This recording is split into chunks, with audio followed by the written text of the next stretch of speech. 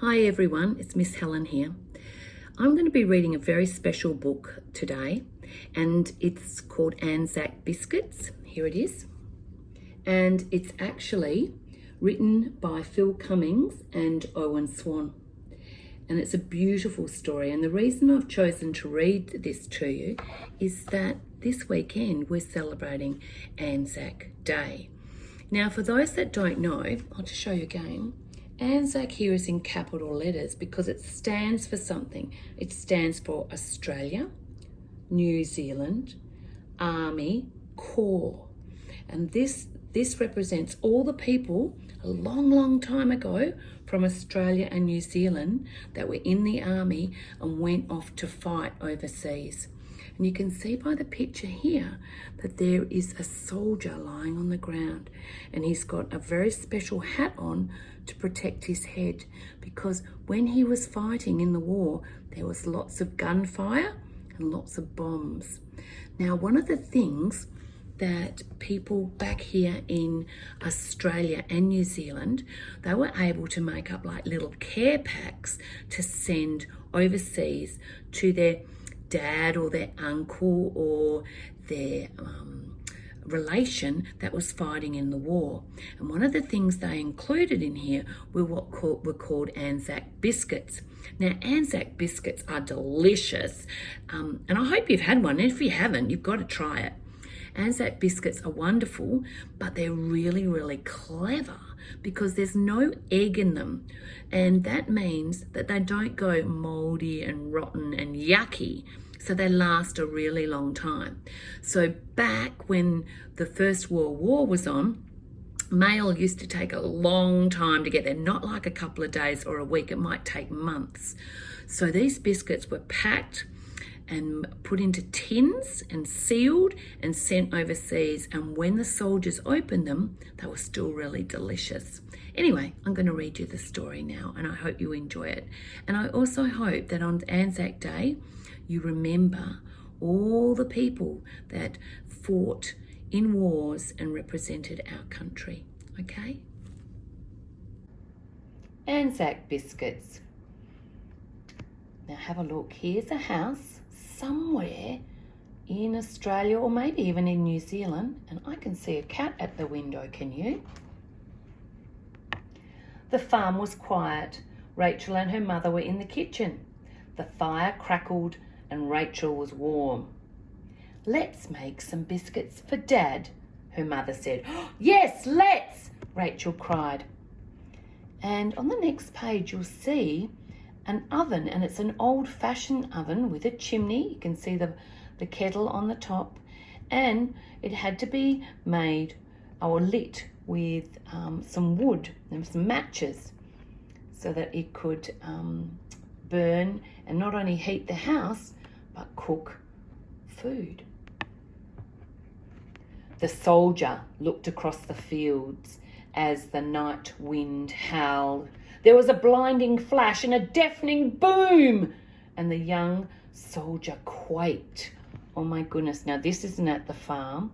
This is where the war was going on overseas, a long way from home. And there you can see the soldier. Rachel's mother put on her apron. It was her favourite, white and patterned with wildflowers. Rachel opened the cupboard and bowls, pots and pans tumbled to the floor. Bang, crash, bang! Shots rang out. Bang, bang, bang! The soldier lay low. The flowers of the field brushed his grimy cheek.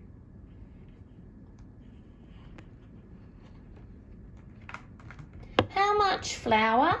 asked Rachel. "This much," laughed her mother as she covered the table white like a field of snow. "We need oats," her mother added, and Rachel scooped them up and dropped them like snowflakes. Snow was falling. The soldier turned his back to the bitter cold.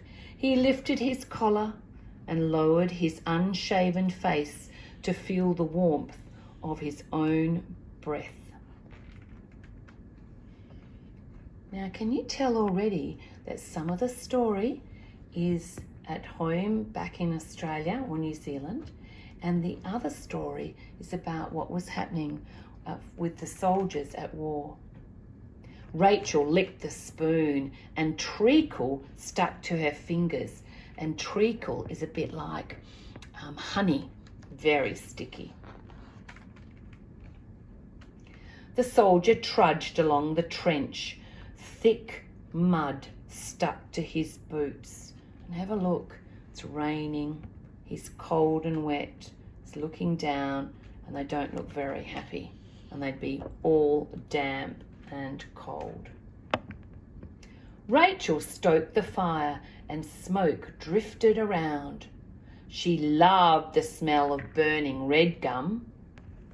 So there's the wood she's burning. And can you see in this picture a picture of who I think is her father in his army uniform? The soldier bravely lifted his head to peer across the fields. The smoke of angry guns drifted like an ocean mist. It was a choking smell he would never forget. Rachel rolled and patted the biscuits. They lay on the tray, ready to slide into the oven. Rachel and her mum twirled and sang Waltzing Matilda. Waltzing Matilda, you come waltzing Matilda with me. Oh my goodness, and look at that pile of dishes. I think that cup might just fall off. And on the other side of the world, the soldier lay still in his cold bed. He saw stars and heard singing. The biscuits were cooling, but Rachel took one and nibbled on it. "These are the best biscuits ever," she said. "Yes, I think they are," said her mother. "Daddy will love them, won't he?" said Rachel. "I think he will," said her mother. And he did. Look at the soldier. He's opened up his parcel and he's looking in at the ANZAC biscuits. I bet he can't wait to eat them. And look on the last page, some of the biscuits already have been eaten in his tin, and there's a letter that is from Rachel saying, "Dear Daddy." Isn't that a lovely story? Now, I hope you really enjoyed that story. I think it's really beautiful, and it showed that some people were away fighting the war, and then of course the families that were left at home waiting and wondering if their loved one would come back to them. Now, I did mention that ANZAC biscuits are delicious, and I did mention that they don't have egg in them, but I forgot to mention they don't have milk in them either. So they're made with oats, golden syrup, some hot water, and some butter. And you can find heaps of recipes online, and maybe you can make some this weekend. Anyway, take care and enjoy the weekend. Bye.